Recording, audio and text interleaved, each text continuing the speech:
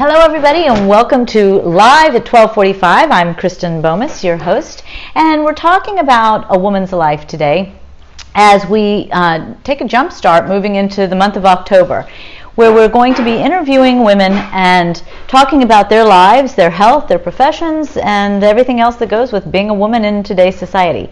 So it's just kind of by chance that today is also the day that Ford is testifying, and so we are going to be talking a little bit about what it's like to be a woman and how do we break the old patterns of being seen as a victim, as being seen as someone whose word doesn't hold the same value. We're going to look at that a little bit, but most of all we're going to talk about the power of woman and what it is like to be a woman in today's world.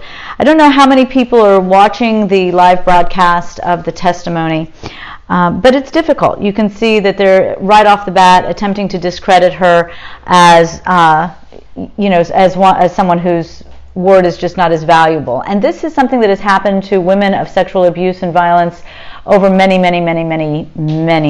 years. And how do we today take to understanding that violence and standing behind one another and unifying in our stance and in definition of women? It's interesting to see that we as women are really still split as well. I think the Me Too movement has brought us together, but then like any new change, and especially a large change like the Me Too movement, we have people who jump on board and they use it to their gain. And if media focuses on that, then the population starts to think that the whole movement is tainted. But the movement is not tainted, and women are not tainted. And this testimony is a testimony that is critical to this time for women. It's critical that she be heard and fairly interviewed, and that the testimony is considered in a very fair manner. And not that this is a time where they do everything they can to simply discredit her as if she's on a trial. Although I guess she kind of is. But kind of run with that with me for a minute here, because what I want you to think about is how do we stand as women to hold that power behind the voice? It's been a controversial situation, and some of it has reason to be controversial and some of it does not.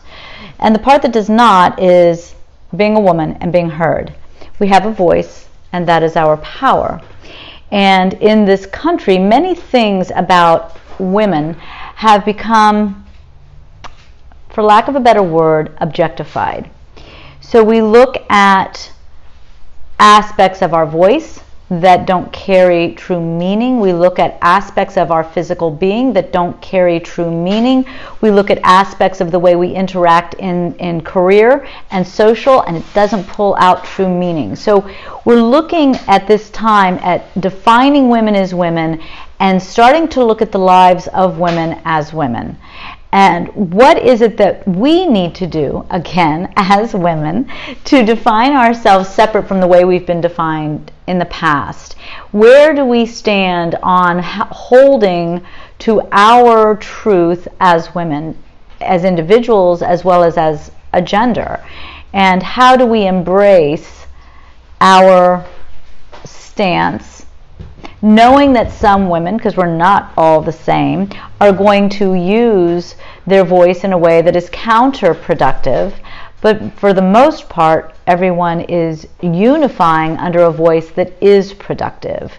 So that's kind of, how do I want to say this? That's the basis to the definition of self and to the definition of our gender.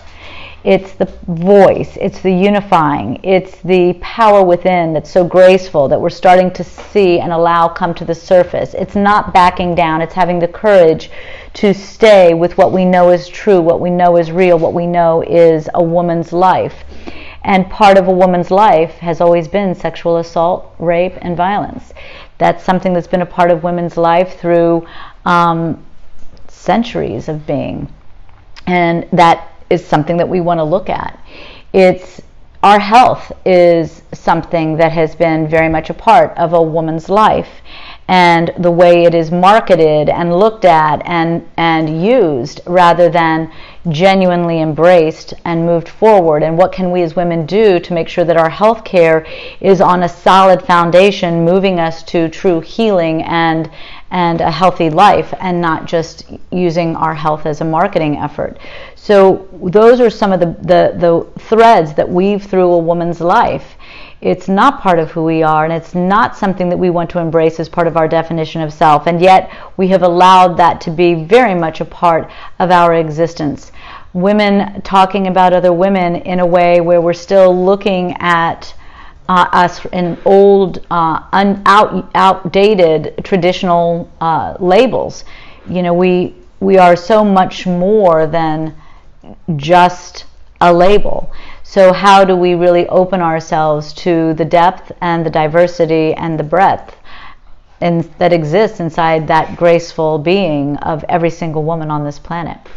I really want everybody just to take the time to think that through, that, you know, we men and women are different, thank God, and we're different with great reason, and we're beautiful complements to one another. So we don't want to define men. We want men to define themselves, and we don't want them to define us. We want to define ourselves, because it's in that beauty of our own separate definition that there's the balance and the complement. So as we move into the month of October, we will be looking at all of these aspects that are in the foundation that currently define women and a woman's life, and we'll be opening up to the opportunity to begin defining a woman's life through women. So I'll be interviewing many women throughout the month, and we'll be talking about every little thing that we talked about in brief today.